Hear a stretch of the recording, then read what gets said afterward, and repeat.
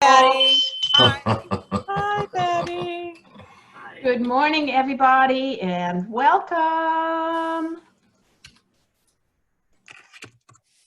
Okay, so Slideshow. Hit record. Here we are. It's recorded. hit record. I did. Hit record. Hit record. Hit record. Everybody know. You see this? I have this that I put on my screen so I remember. I don't So see good it. morning, all. September 23rd. Kathy, would you lead us in the pledge, please? Shall we all face the flag and stand if you'd like, but I don't think so.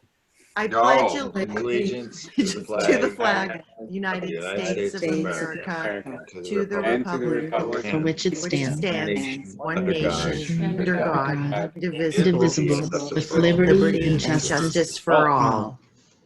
Thank you, Kathy. Judy, do you have a thought for the day? I do have a thought for today. It's for all of us, but I'm hoping that by some miracle of electronics, it can also be heard in the U.S. Senate. Stand up for what you believe in, even if it means standing alone. Thank you. Timely. Wave to your Zoom friends. Yay, we're all here. And Joe, lead us please in song. All right. You know, I've been following baseball's coming down to the short strokes now. And of course, the A's are in, and the Giants. Hey, Terry, the Giants are in contention for the playoffs. Hey, you never know. It's an even year, baby. The Dodgers are already in. You never know. And of course, my Yankees are in. So I thought a little take me out to the ball game this morning. What do you think? All right. All right. Patty's even going to sing. Ready? Take me out to the ball game. Take me out to the crowd. Buy me some peanuts and cracker jack. I don't care if I am back for the They don't win, it's a shame. or it's one, two, three strikes.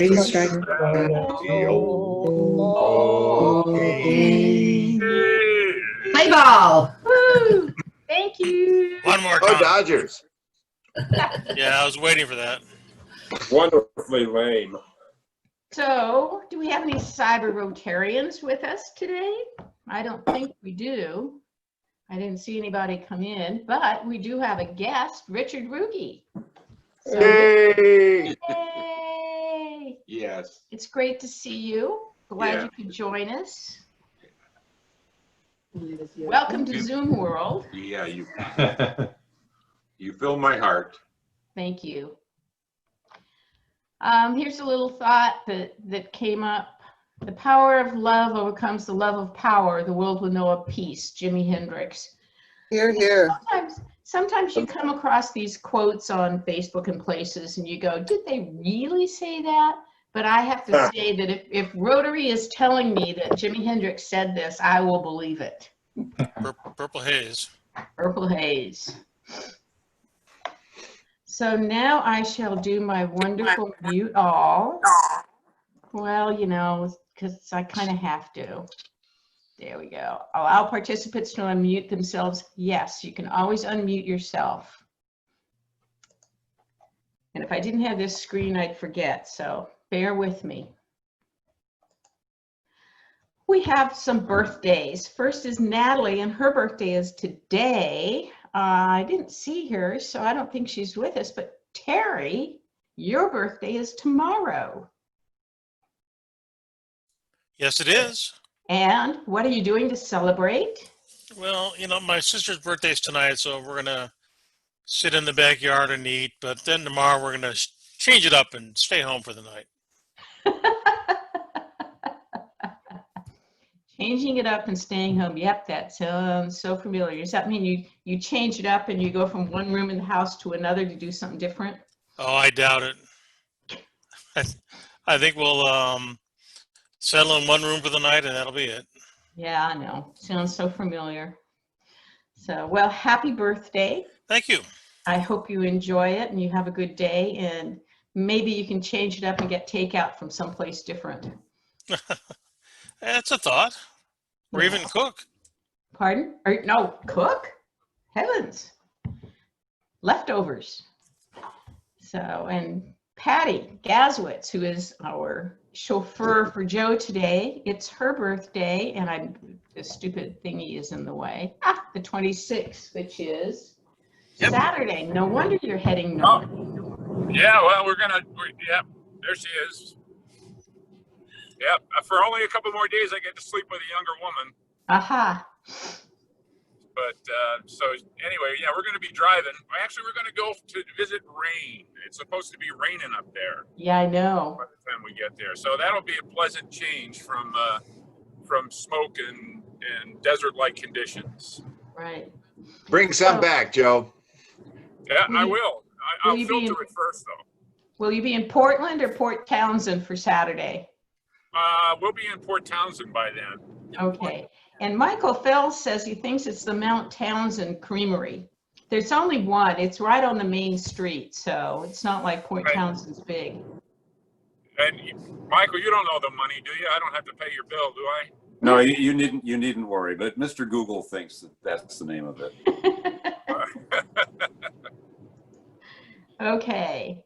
No anniversaries, but we have 2 Rotary anniversaries. So PJ, it's your Rotary anniversary today, and 5 years. PJ? He's excited. He didn't sign in. Unmute. Yeah, I saw him. He's on mute. Patrick muted. Okay. Sorry. He's off getting coffee. Oh, there he is. There you are. On board now, totally. Yep. Happy Okay, anniversary. Well, thank you very much. I think 2020 is nothing but a sea of repulsive things that have happened to all of us. And I just got to say, Rotary's a life raft. Yes, it is. Yes, Yes, it is. Good to be here and good to celebrate 5. And I'm looking forward to today. Michael McLaughlin has set up an opportunity at someplace that Ellie and I support regarding our food bank. So hope to see some of you out there and be able to smile through a mask at you. We can tell by the eyes. That's it. It's all the crinkles.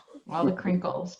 And Brian Purcell's anniversary is the 26th. That's Saturday, but it's the 26th. And I didn't see Brian checking in, but that doesn't mean he's not here. I just can't see. So happy anniversary. Here's the happenings. I'm not going to read them, but I think one thing I did add is down there at the bottom, on November 12th and 14th, the Ecuador Project Fair is going to be via Zoom. So if anybody is inclined and interested in attending, shoot me an email and I will send you the contact information. We've done many projects in Ecuador. It's a great place to visit, unfortunately not this year. But the Ecuador Project Fair, they always have wonderful, wonderful projects. So that's an opportunity. But now, is Chris Brocate with us this morning? He was supposed to be. I don't think so. This Saturday is the World Cleanup Day Challenge. And you can either sign up for a project through RussianRiverKeeper.org for one of Chris's projects, or do your own thing, go out in your neighborhood, or even if you're just flat out walking down the street and pick up trash, clean the, clean up the world. Or there's a Laguna Foundation work day that the Sebastopol Club is hosting.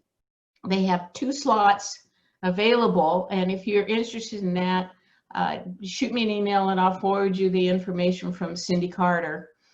And then send me a picture. Let's have pictures of everybody out doing something, and we can show them next week at the meeting. So clean up the world. And then, Diana, what do we have this coming up? There we go. Yes, There we go. yes. We do have the raffle coming up, and we're going to be having the district conference. And these are the one. Thank you for the pictures, Barbara. That you did a great job on setting up that screen.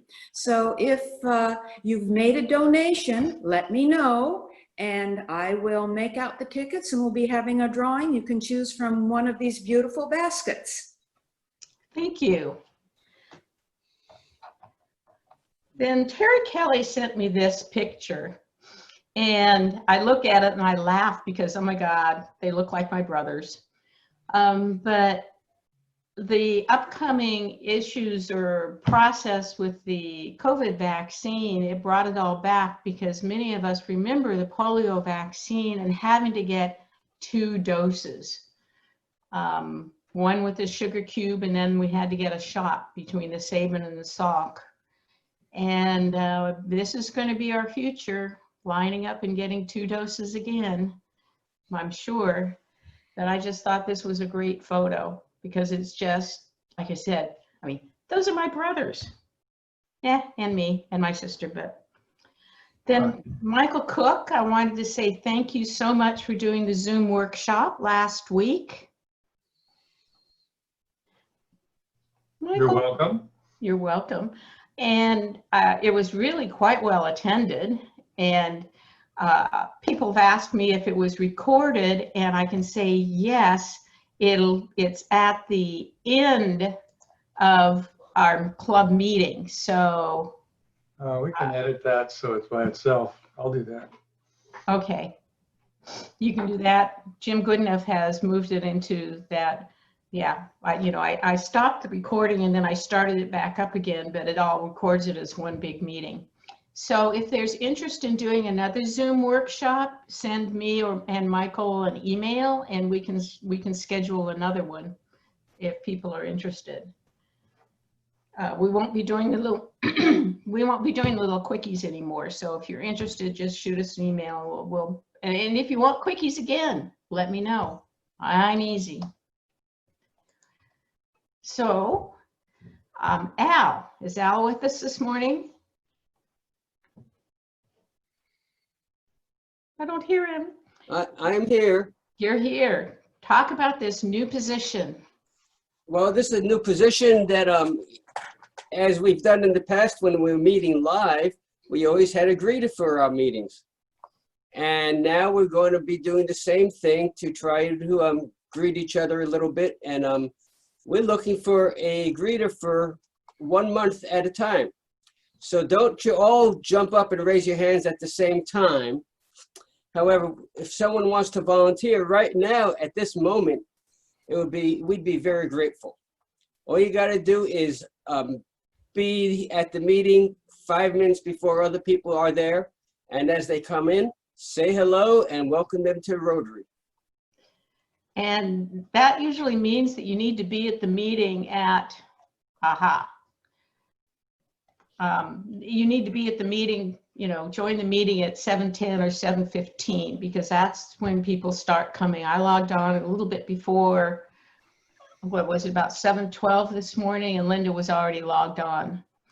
Now, Jim Goodenough just sent a chat out. The Zoom tips and tricks video is in our YouTube account already as a separate file with the link on the homepage.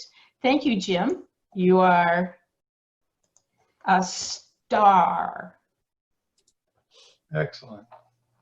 So is anybody volunteering for the month of October? Way to go, Al. I'll volunteer. Who's that?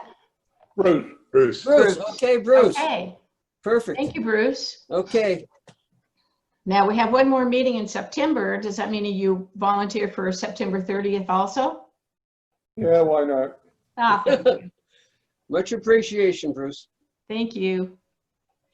So then we have the week in review. Now, this week, I thought what we needed was a heavy dose of cute. Yeah.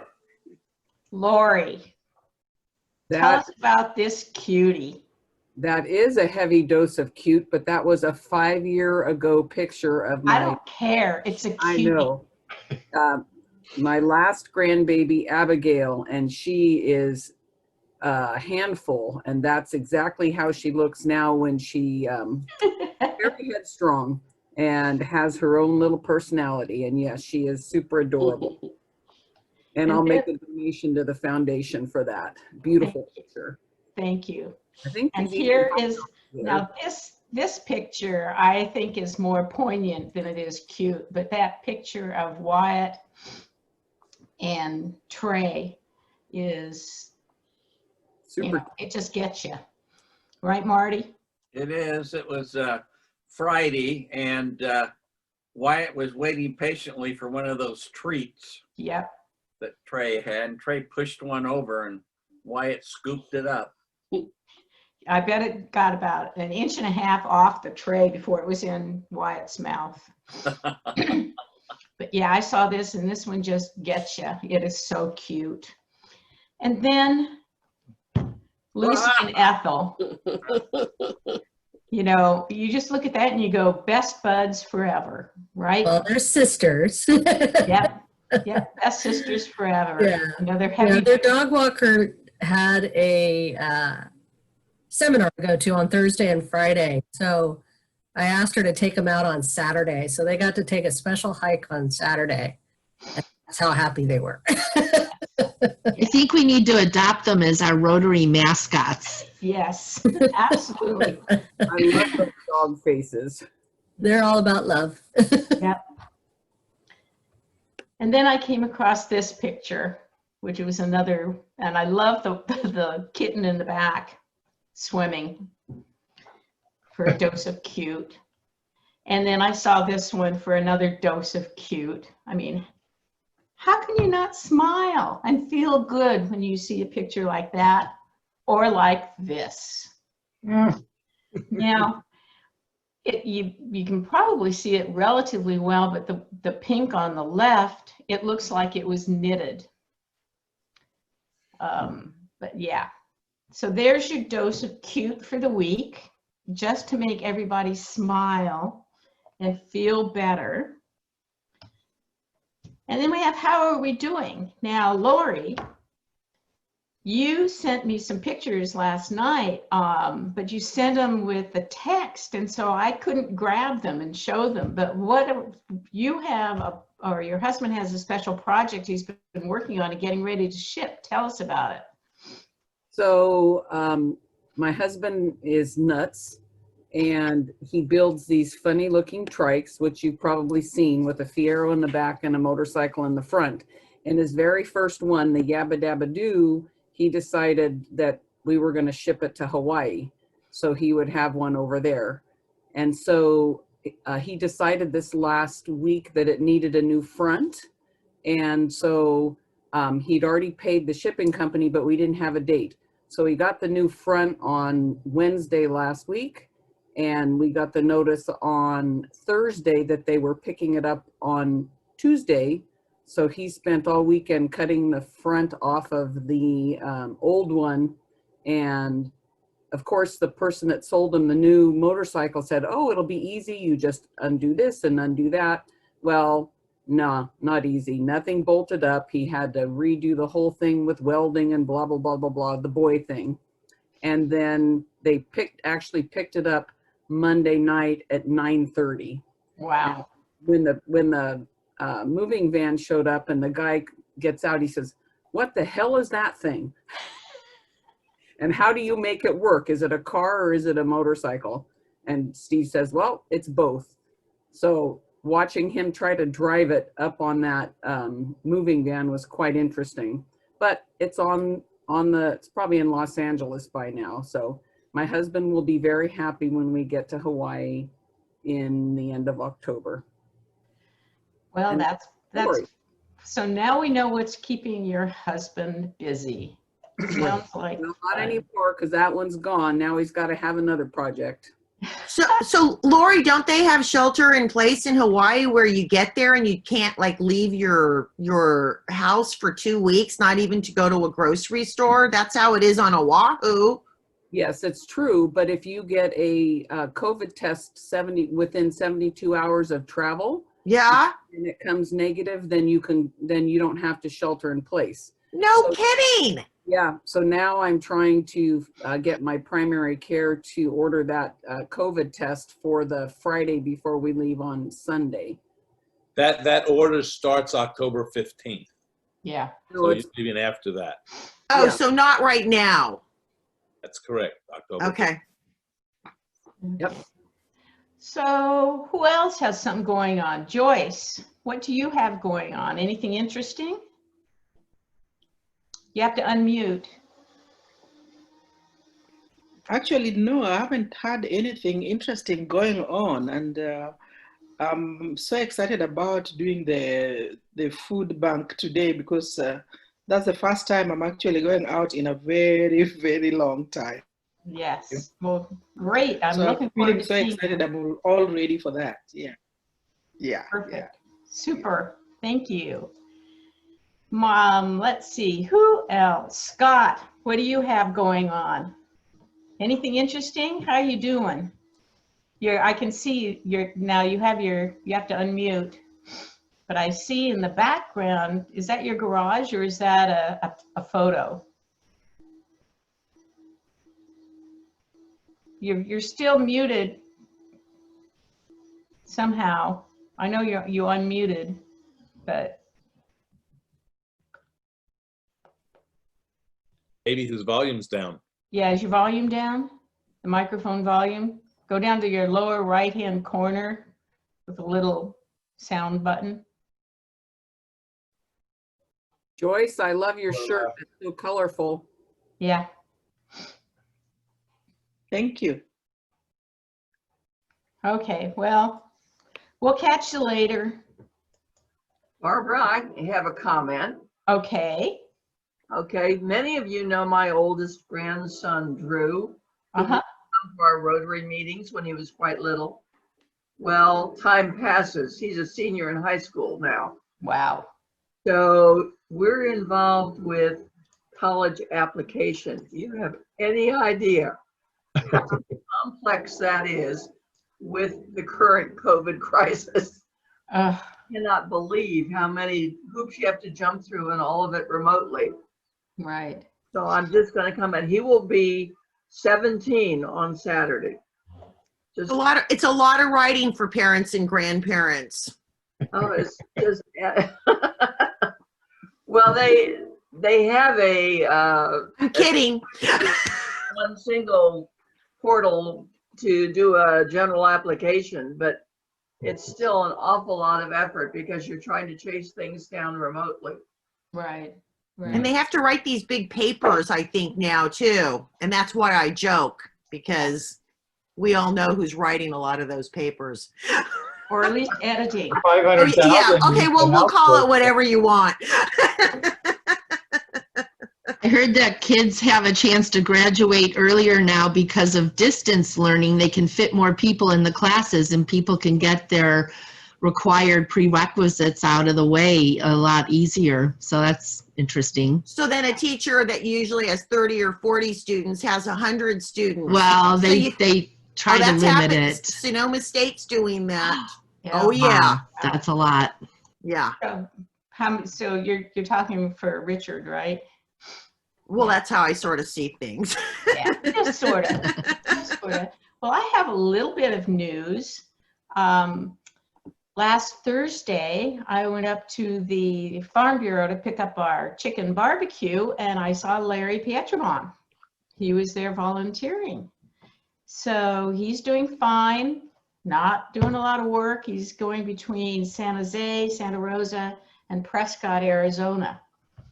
So we just talked for a little bit, but he wanted to make sure I said hello to everybody and from Larry. He should join. What is he doing in Prescott? I don't know. We didn't have time to talk because they were loading the food into my car. So, but I want to say that if anybody, I don't know, has anybody else been doing the Farm Bureau barbecue? This is the third one they've had, and they've all been fabulous. The dessert comes from Cousteau Bakery, which It almost makes it worth it. But they did tri-tip first, then they did ribs, and then last Thursday was chicken. They're going to do another one on October 15th. So that's the Sonoma County Farm Bureau. You can Google, find their website, and you sign up, and then you go up there and you drive through, and they load it into your car. You know, it's an alternative fundraiser. They weren't able to have their big event in late spring, so this is what they're doing. So who else might have something interesting going on? Barbara, I think Windsor does that drive-through, Windsor Rotary does that drive-through tri-tip pickup fundraiser too, and they were very successful. Yeah, yeah. Yeah, with the Farm Bureau, it's so funny. They have one of those great big portable trailer barbecue things, and it's out there in the parking lot. And this is up, you know, up by the airport, and the smoke coming off of it from, you know, barbecuing the chickens. And you sit there and go, that is my kind of smoke. And it must be just torture for everybody, all the businesses that are not just in the same building that they are, but throughout the all of those buildings, to be smelling this wonderful smoke. And I hope they all come over and get lots of stuff. So who else does anybody else have anything interesting going on? We're all I bored. could say something. Yeah. Yeah, well, it's kind of bittersweet right now because the 27th would have been our 40th anniversary.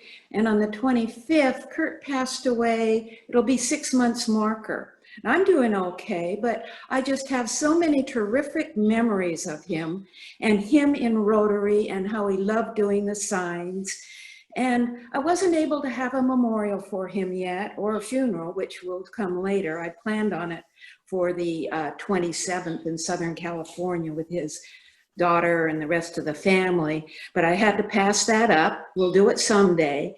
But I'm feeling very good about it. He was such a terrific man, a fantastic husband, and he dearly loved Rotary. So I want to thank you all for being our friends. Thank you. We are a family. We sure are. Are there any announcements from anybody? Okay. How about Happy Bucks? Lori's already done some Happy Bucks. Does anybody else have any Happy Bucks? I have some Happy Bucks I'll give. Okay. I've been participating in the annual hawk migration, going to the Jenner Headlands, just north of the Russian River. And I go on Friday and help count the migrating hawks, and mostly to try to get photographs. So I think if I if I donate some money, I'm hoping this Friday the birds will fly a lot closer to my camera, so I'll get a better photo. And it's been a lot of fun. Well, great. And also, I bet you were really, really, really happy that we had clean air so you could get back out on your bike. I went on a ride yesterday. It was very nice. I rode past Nick's house, going fast downhill on that part. But yeah, it was beautiful out there yesterday. Yeah, great. Now, have you been up, you know, north of the river there in that burn area through there? I can't remember the name. Myers Grade. Or any of that? I have not gone the King Ridge Myers Grade route. King Ridge. Yeah.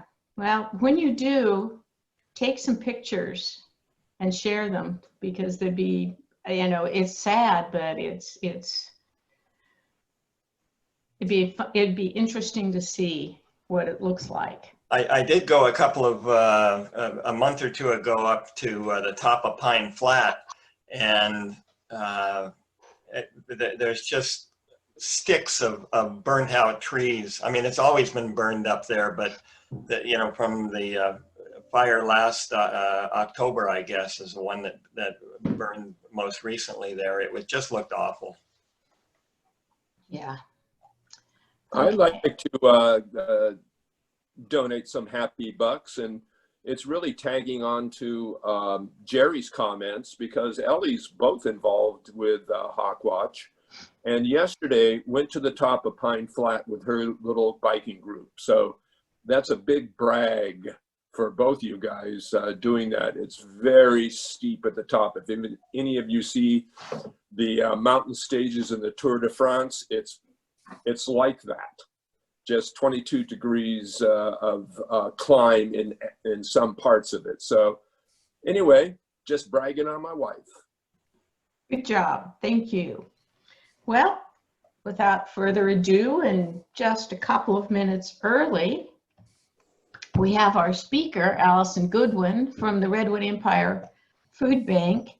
And Charlie, are you handling the introductions? I am happy to. Allison has checked in here. Yes. And Allison is Allison Goodwin. She's with the Redwood Empire Food Bank, one of our favorite groups. And she's director of programs there. So she'll have some interesting things to say today. She's a Windsor resident. She's got 5 kids to keep her busy, in addition to her food bank duties. And she finds that she mentioned to me that she finds her work at the food bank to be a very creative outlet serving the community. And she enjoys sharing stories, successes, and challenges around that. So, Allison, are you familiar with how to unmute yourself on Zoom here? I am. Okay. Unmuted. We all are at this point. Away you go. Thank you. And you can share your screen if you need to. Oh, I don't need to. I'll just Okay. I'll just sort of, talk to you all about what we're up to. I'm happy to answer any questions anybody has. Sometimes it's more interesting for me to guide and respond to your curiosity than it is. Allison, could you turn your volume up just a little bit? Sure. Let me see how to do that. Can you hear me better now? No, I don't know why you're not hearing Turn me. up our volume. No, we can hear you, but you're not very loud. Well, I'll better. just shout. I don't know how, we're working, so many people are working remotely. Nobody's really here. So I'll just yell. So thank you all for having me. I will certainly follow your curiosity today. So if anybody has questions, I'm happy to answer those. I'll just start with a little bit of what we're doing and what we're up to here at the Redwood Empire Food Bank. And then if anybody has anything specific that you're curious about or interested in, I'm happy to respond to that as well. We've been around for over 30 years, had our 30th anniversary a few years ago, and really just our main goal is to end hunger in our community. So we do that through direct service programs. So what we do directly in our own trucks with our own staff going to host sites, whether that's a senior center or a parking lot or a church or a pantry. And then we also have 170 partners. So what that looks like are faith-based organizations or nonprofits that are also serving the same clients. They don't necessarily have to have hunger relief as their primary focus. So it might be subsidized childcare, or it might be, some other work that they're doing on behalf of people that are in need. However, they can still provide food assistance to supplement their programming. What that looks like in Sebastopol specifically is we have just a handful of really active partners.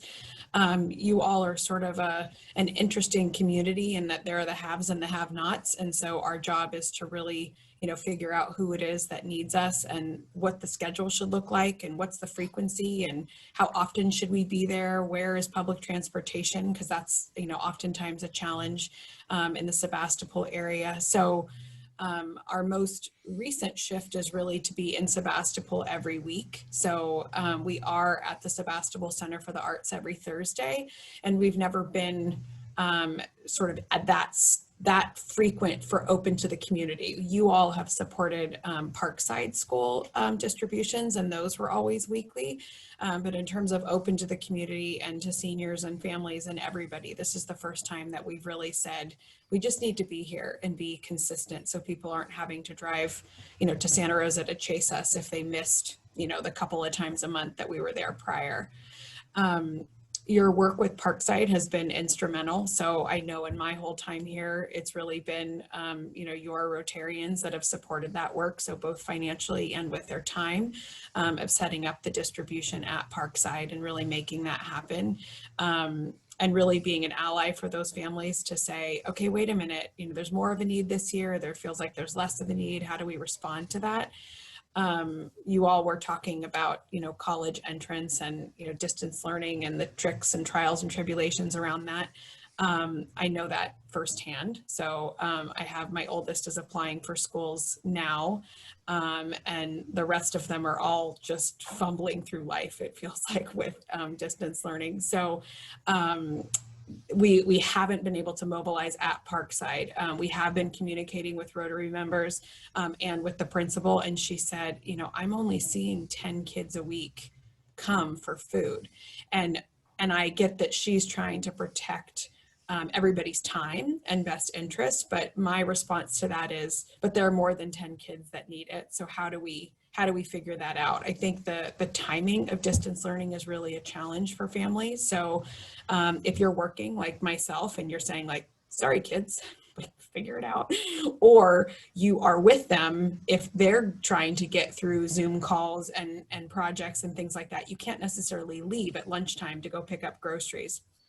So we have to think about how we're offering that service. We are going to begin at Parkside.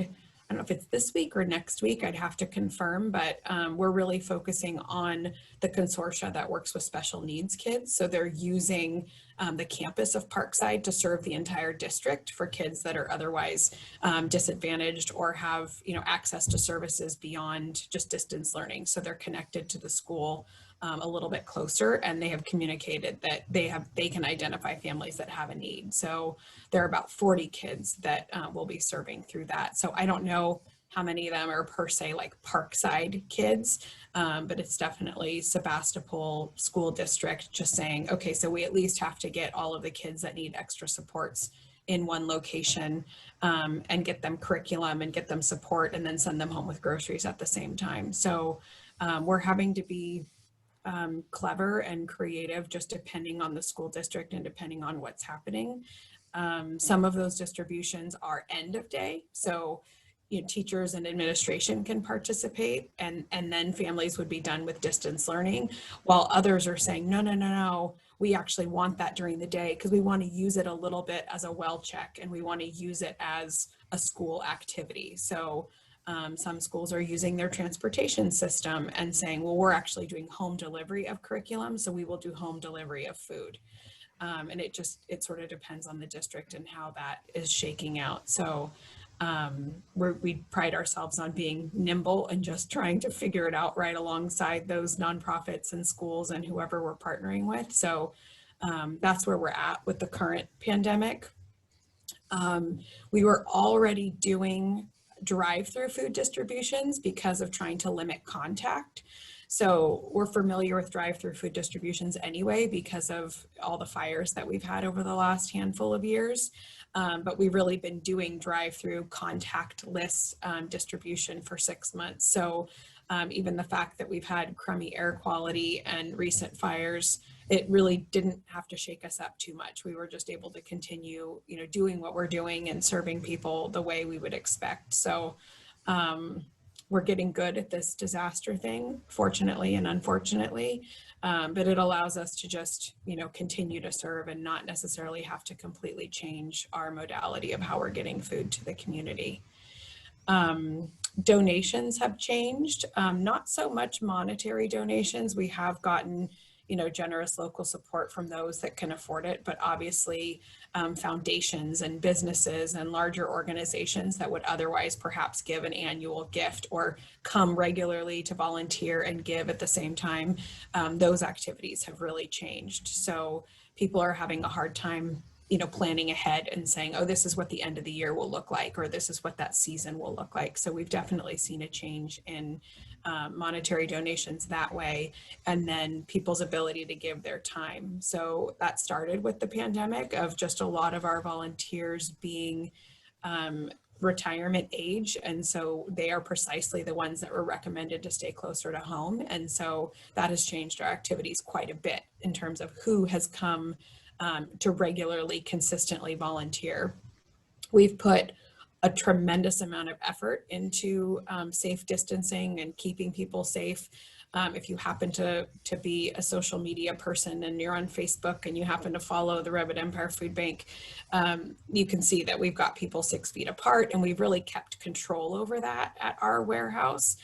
We don't have people coming inside like they normally would have. Everything is outside under like large event tents. And it's really easy to sort of keep people separated by totes, and we have restrooms out there and things like that, that people are just, once they're here, they're very, very safe and able to contribute and give their time. And it's been lovely. It's just a matter of continually recruiting folks so we can make sure that we can get the food to move to where it ultimately needs to get. We have had the National Guard here, so they're still here. They're right outside my window, actually. And the group we have now is fantastic. We had the first group for the first couple of months, and to be honest, it was a little bit like herding cats. They felt like, you know, my teenager at home. And we thought, oh gosh, that's just us, because other food banks across the state had said, oh no, like our group is great and we haven't had a problem at all. And we thought, gosh, okay, that's curious. And our group got swapped out for the group we have now. And we went, oh, so this is what other people were experiencing, because they're tremendous. So it started off in the beginning of the pandemic of having 40 members, and now we're down to like 17. And news is they're headed out any day now. So they're really only supposed to be here through the end of the month, which is already next week. So that will cause a big shift. They've been really great at pre-packing boxes and kits and things like that to get us enough ahead that we're not going from day to day wondering if we have enough bodies to pack items. So hopefully they're trying to get us set up for as long as we can so we can just sustain that work with volunteers, but we will definitely miss them. And then really just how people can get involved is coming to site distributions, either to volunteer or to pick up food.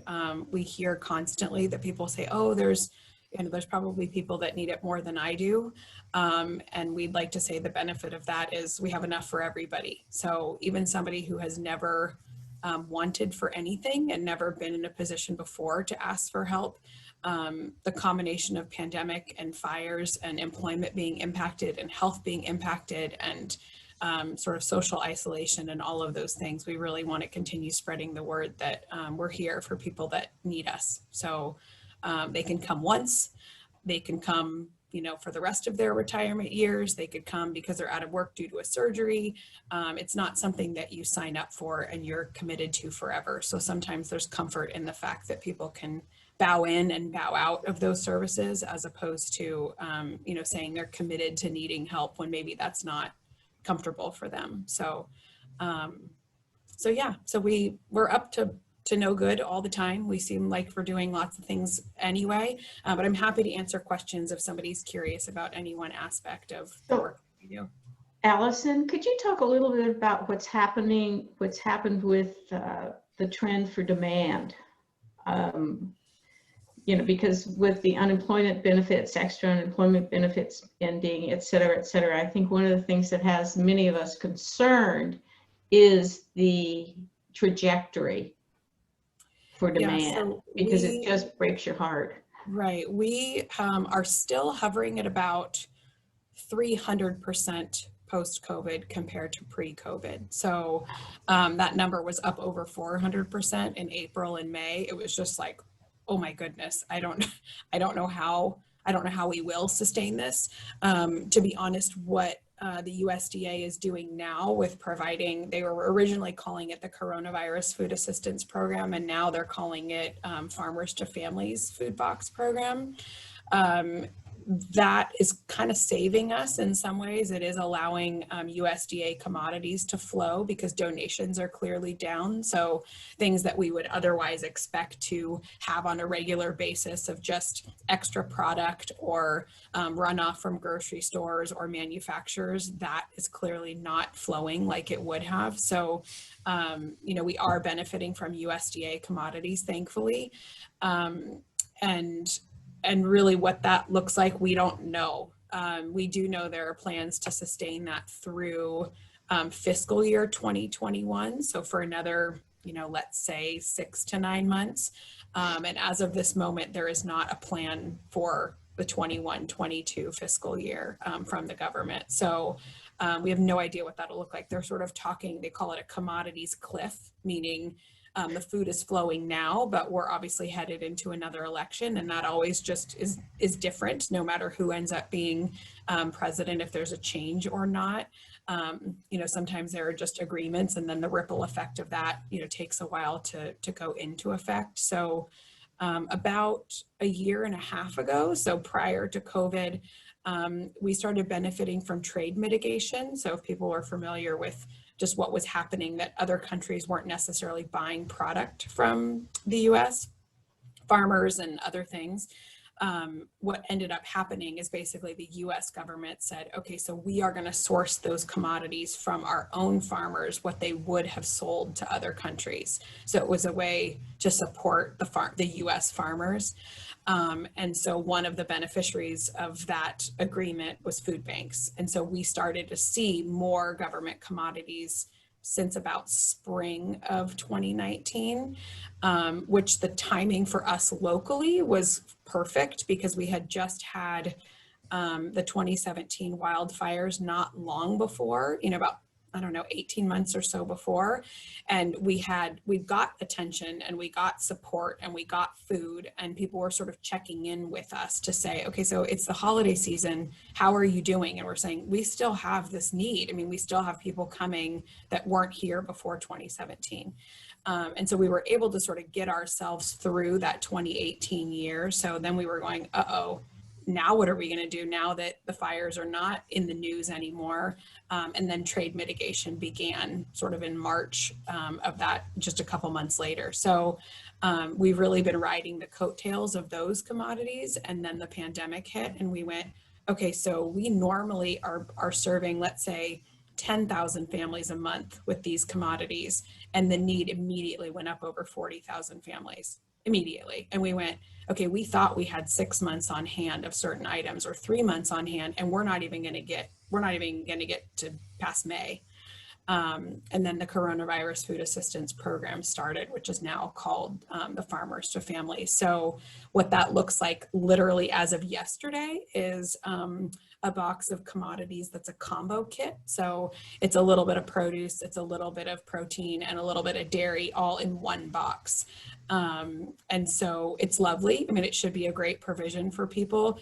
The challenge is it's across the country. Well, we don't have a problem with getting produce. I mean, we're very spoiled in California and in the places in Northern California specifically. So, you know, really we went, can't you give us more of something that we don't have access to? Because we already have potatoes and apples and onions and carrots and oranges and things like that. So you get what you get and you don't throw a fit, but we just try to supplement in ways that people get a full provision of help. So they get a bounty of produce, they get protein, they get dairy products, they get, you know, bread and tortillas and things like that as we have it, and then a box of shelf stable commodities and donated. So that might be like pasta and rice and beans, canned tuna, canned chicken, lentils, things like that people can make a meal, peanut butter. They can make meals out of that once they get home, but they don't necessarily have to prepare every aspect of it.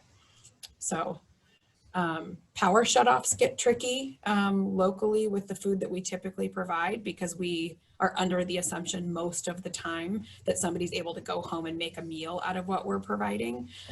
So we do have to pivot sometimes with power shutoffs and fires to say, okay, now we have to offer a non-cook provision. So instead of that typical box of things that you would go home and prepare, what does that look like if we don't have power? what does that look like if we need to keep more things in our cupboard that we can eat later? So, so we do have some kits on hand all the time that would just be ready to be deployed. But we also are trying to, with the demand being different, we're trying to source to that too, to say in an instant we could pull together enough of these non-cook options to have that available, like we just did a few weeks ago for West County, or anybody that's really focused on the unsheltered population on a regular basis, we could provide that on a regular basis as well. Allison, I'm interested in how large an organization the food bank is. How many full-time equivalent positions? What sort of annual revenue you have as an organization?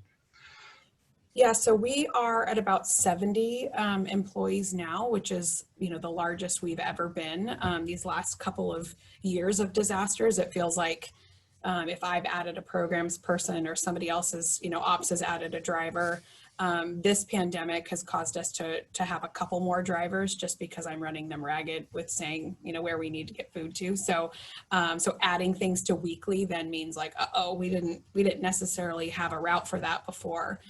We tried to set up a weekly distribution in each region. So technically we cover from Sonoma County to the Oregon border. So we're Sonoma, Lake, wow. Mendocino, Humboldt, and Del Norte counties is our entire territory. Wow. Clearly most of what we do, and especially direct service, is here in Sonoma County, but we go to Lake County at least 3 to 4 days a week.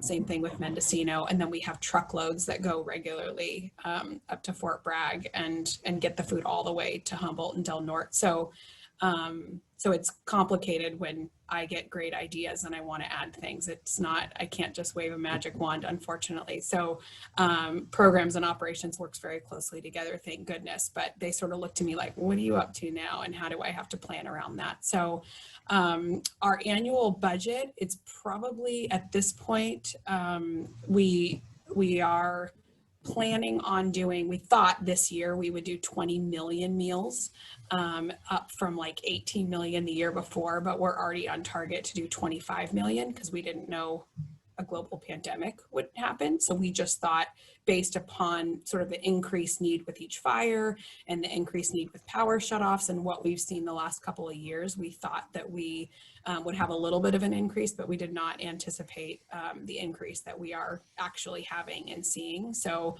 we will probably be closer to at least 25 million meals. And just a few short years ago, we were at 15 million meals. I mean, it wasn't, this has been huge growth just over the last 3 years. In terms of our annual budget, we start at 0 every year. So just by the fact that we're a nonprofit organization, I go first with our budget planning and our work plan. Just being the nature of programs, it's sort of like, what do we want to do? What's the need? What do we think is going to happen? What's growing, what's staying the same, how do we make those plans? And so I say, okay, this is what we're doing with diabetes. This is what we're doing in different regions. This is what I think might happen with seniors. This is what's happening with schools. And then from there, operations says, okay, she wants to do all that. Okay, then I'm going to need, either they might not need anything, or they might anticipate needing, one more truck or more storage or things like that.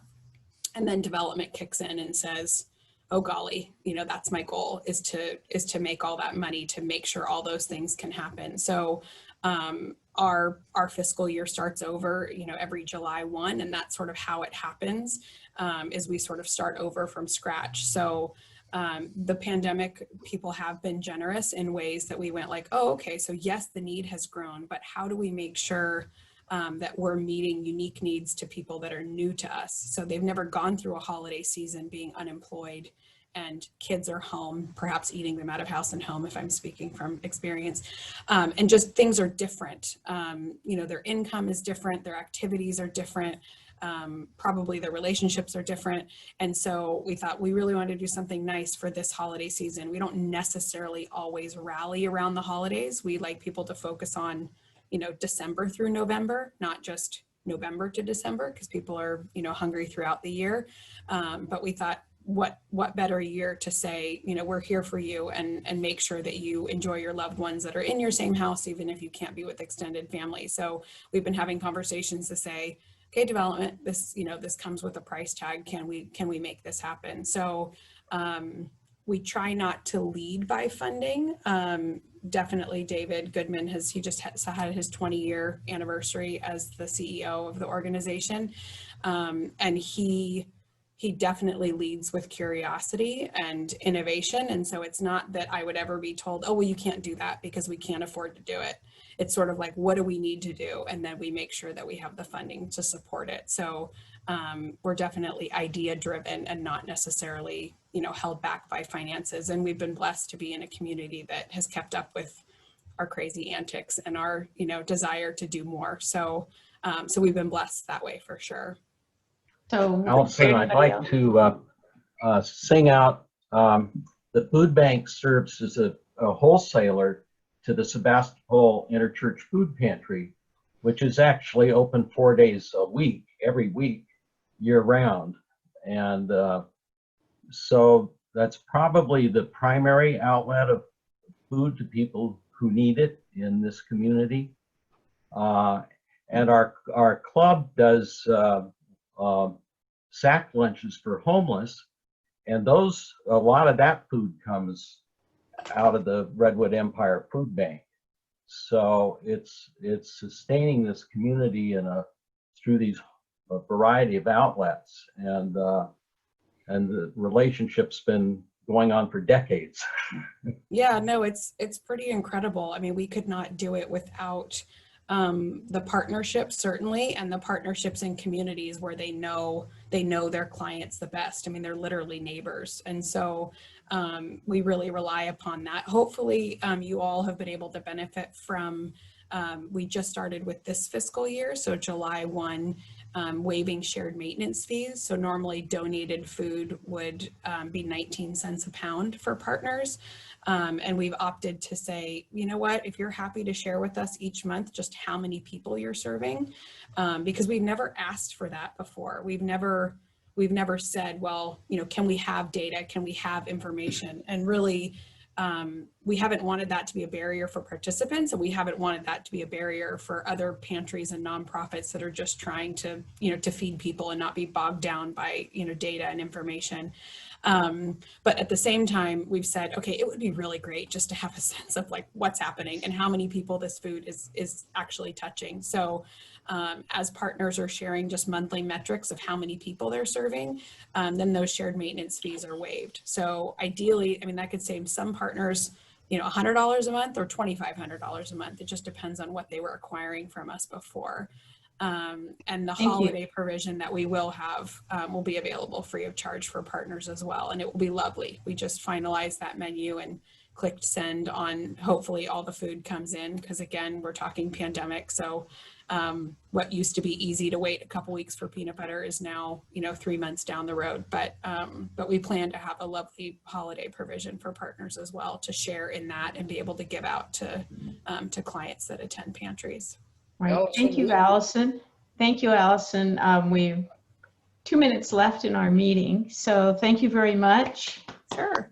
I think we're all in awe of what the food bank is able to accomplish, and it's just, we are so fortunate to have your organization supporting our neighbors who are hungry. So thank you very much. Sure. Thank you for having me, and follow up with any questions. You have my contact information. I'll be there at 10. Oh, great. Yeah, we have our work day with you today. Oh, great. Perfect. So some of us will be there. Okay, great. Super. Well, thank you. All righty. And now I have to go back to sharing my screen.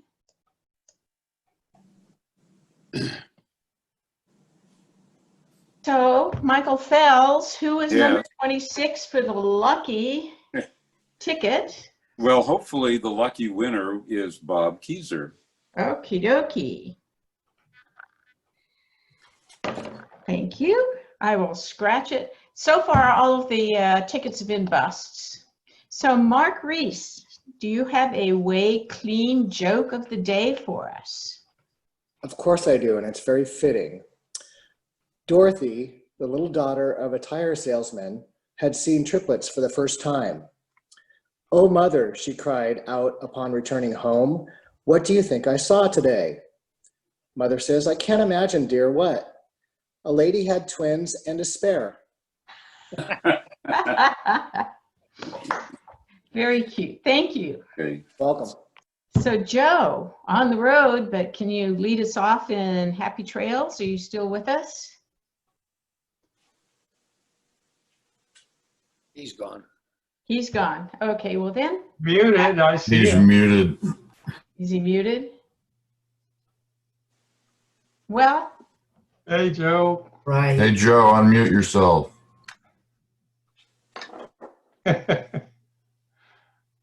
Okay. He's telling her where to turn. I think we can do it, guys. To you until we meet again. Happy Trails trails to you. Keep smiling until then. Happy Trails to you. Till we meet again. Thank you all for being here. We'll see you next week. It's been great.